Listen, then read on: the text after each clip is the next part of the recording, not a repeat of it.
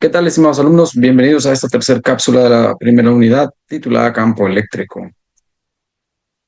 El campo eléctrico es una carga colocada en un punto y esta modifica las propiedades del espacio circundante de forma que si introducimos una carga de prueba, esta experimentará una fuerza que la atrae o repele según el signo de las cargas, como lo habíamos visto anteriormente. Se dice que la carga Q crea un campo eléctrico a su alrededor. Este actúa sobre la carga de prueba. De esta manera, la acción no se ejerce a distancia. El campo es el responsable de la acción ejercida sobre la carga de prueba. El campo es una entidad física medible y se define la intensidad del campo eléctrico como una E en un punto como la fuerza ejercida sobre la unidad de carga positiva colocada en ese punto. Por ejemplo, al calcular la intensidad de campo eléctrico creado por una carga de 4 nanocoulombs a 30 centímetros de la misma, repetiríamos el cálculo suponiendo ahora una carga de menos 4 nanocoulombs. Si suponemos que la carga está situada en el origen de coordenadas y el punto considerado está situado a su derecha, podemos identificar el vector unitario definido en la expresión de la ley de Coulomb. Aquí se va a trabajar con vectores. Dado que los campos eléctricos y los campos magnéticos son invisibles, esta es una fuerza invisible, sin embargo ahí está, existe, pues bueno, se dibuja con vectores.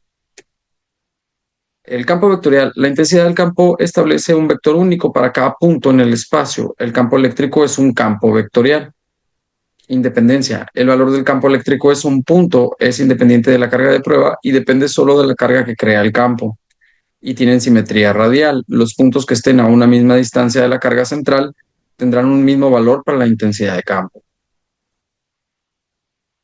¿Cuáles son las características del campo? Dependencia con la distancia. La intensidad del campo eléctrico decrece muy rápidamente con la distancia, ya que es inversamente proporcional a su cuadrado, es decir, entre más se alejen, menor será el campo eléctrico. Similar a lo al campo magnético. Si entre más cerca estén unos imanes, mayor será su atracción. Entre más los alejemos, pues menor será su atracción. Es lo mismo con el campo eléctrico. Tiene dirección. El sentido del vector campo eléctrico depende del signo de la carga. Si esta es positiva, el campo es radial y saliente, es decir, hacia afuera del campo. Si la carga es negativa, el campo es radial y entrante, es decir, hacia adentro. ¿Cómo lo podemos ver en la imagen? Si el campo es positivo, va hacia afuera. Si el campo es negativo, por el contrario, va hacia adentro. Principio de superposición. Si en las proximidades de un punto existe más de una carga, el campo eléctrico es el resultado de sumar vectorialmente, es decir, suma de vectores cada uno de los campos individuales creados por las cargas. Es conveniente diferenciar claramente entre campo y acción o fuerza ejercida sobre las cargas situadas en el seno del radial. Relación campo-fuerza. El campo es algo que solo depende de la carga que lo crea. Si ahora introducimos una carga en el campo, este ejerce una acción sobre ella, es decir, una fuerza.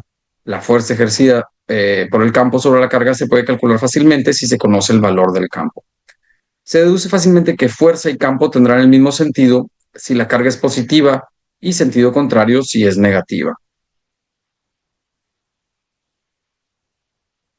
Por ejemplo, dos cargas de un nanocoulomb y de menos 2 nanocoulombs están situadas en reposo en los puntos 0, 0 y 10 centímetros 0, respectivamente.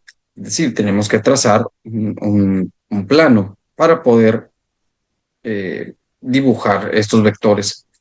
Debemos determinar los componentes del campo eléctrico en el punto 20 centímetros, 20 centímetros. Y componentes del campo eléctrico en el punto 20 centímetros y menos 20 centímetros. Ahora, la distancia R2 positiva va a ser igual a 20 al cuadrado más 20 al cuadrado centímetros cuadrados. Esto es igual a 800 centímetros cuadrados, que es igual a 8 por 10 a la menos 2 metros cuadrados.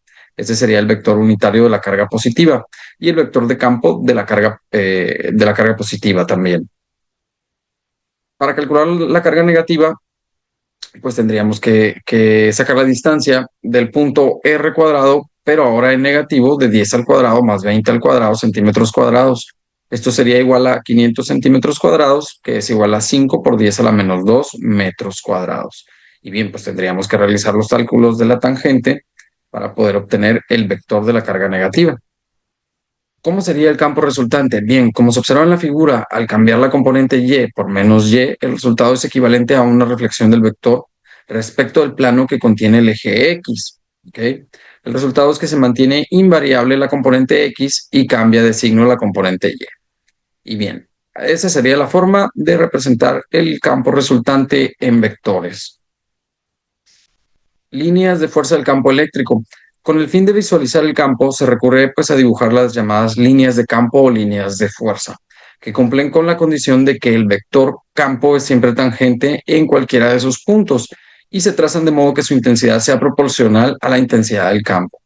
Esto tiene carga única. Para una única carga, las líneas. Para una carga única, las líneas de campo deben ser radiales. Si es positiva, el campo sale de la carga y si es negativa, el campo apunta hacia ella.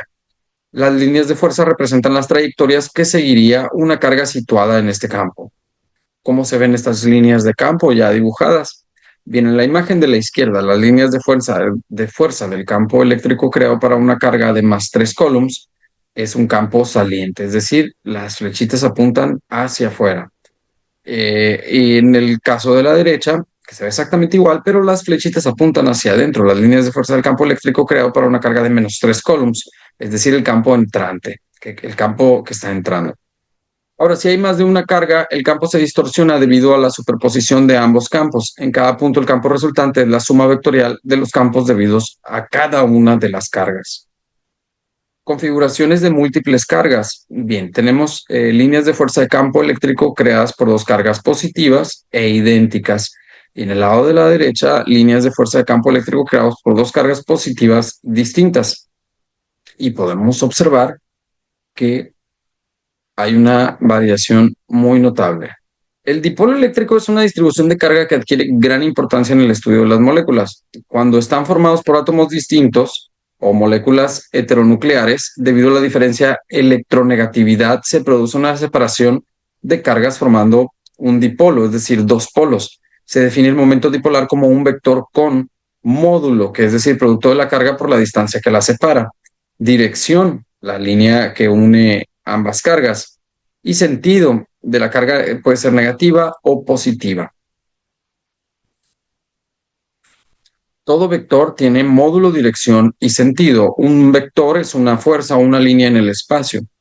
Tiene un módulo, componentes en X y en Y.